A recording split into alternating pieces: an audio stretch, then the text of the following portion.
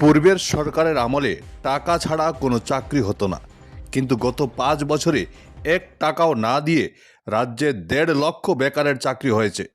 গতকাল সংবাদ মাধ্যমে এমনই দাবি করেন মুখ্যমন্ত্রী হিমন্ত বিশ্ব শর্মা। মুখ্যমন্ত্রী বলেন, তাদের সময় 60% চাকরি মেধার ভিত্তিতে হতো, কিন্তু পরে টাকা ছাড়া কোনো চাকরি হতো না। কিন্তু এই পরিস্থিতি বর্তমানে বদলেছে। গত 5 বছরে একটি টাকাও ছাড়া রাজ্যের 1.5 লক্ষ বেকারের চাকরি হয়েছে। Bureau report, Barak vision. আজি আমাৰ দিনত বহু সময়ত চৰকাৰী চাকৰি আমি 60% মেধাৰ ওপৰত পাইছিলোঁ ইন আৱাৰ টাইম। বাট যেতিয়া আমাৰ নেক্সট 5টা বেটছ আহিলে, লাহে লাহে অসমত পৰিৱৰ্তন হ'ল যে টকা পইচা নিদিলে আমি চাকৰি পাব নোৱাৰো।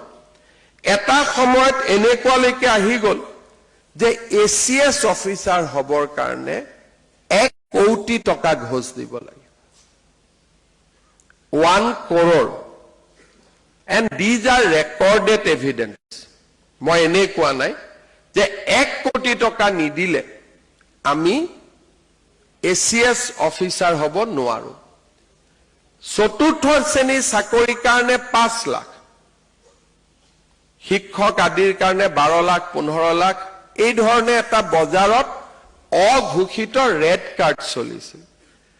আজি আমাৰ যোৱা 5 বছৰত 1.5 লাখ চাকৰি হৈছে আৰু প্ৰত্যেকজন চাকৰি পোৱা যুৱক যুৱতীৰ এটা কাহিনী আছে। They have a story to tell, যে মোৰ মায়ে তৰকাৰী বেপাৰ কৰিছিল, মোৰ দেউতাই টিউচন কৰিছিল, মোৰ দেউতা ট্ৰেন্সফাৰ হৈ থাকিছিল, মায়ে মোক ঘৰত পঢ়ুৱাইছিলে। এই 1.5 লাখ যুৱক যুৱতীৰে এটা ষ্টৰী আছে যিটো তেওঁলোকে নতুন প্ৰজন্মক ক'ব বিচাৰে। আজি আমাৰ দিনত